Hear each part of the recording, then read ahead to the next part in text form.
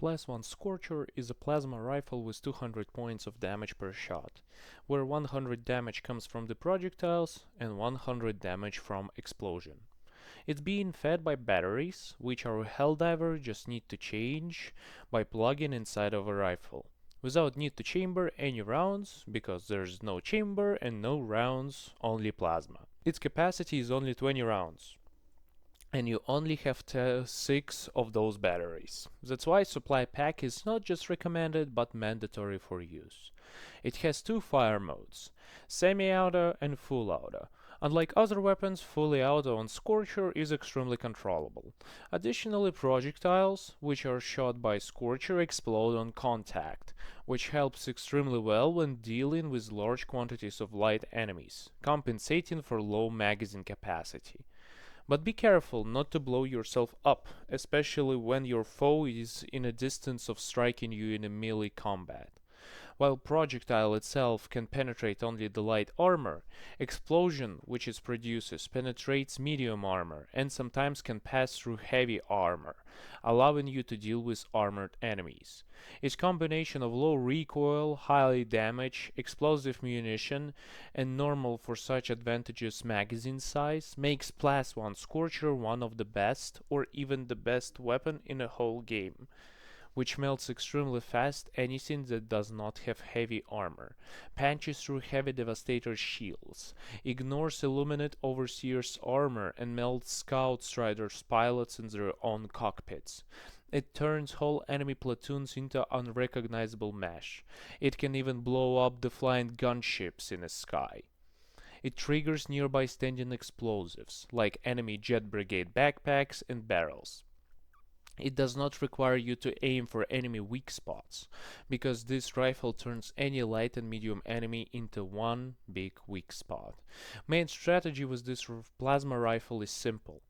Single targets or small enemy squads can be dealt with accurate semi-automatic fire, but when engaging with heavy combatants like Devastators, Berserkers, Overseers, Scout Striders, switch to full auto and just muck dump them. They all will melt in seconds regardless which of their body part you will hit. Never try to aim for weak spots, because time to kill will be nearly the same without aiming for them. Same MacDumping philosophy applies when you meet large quantities of enemies. Especially the only downside of this weapon is an ammo economy, which can be fixed with use of supply backpack.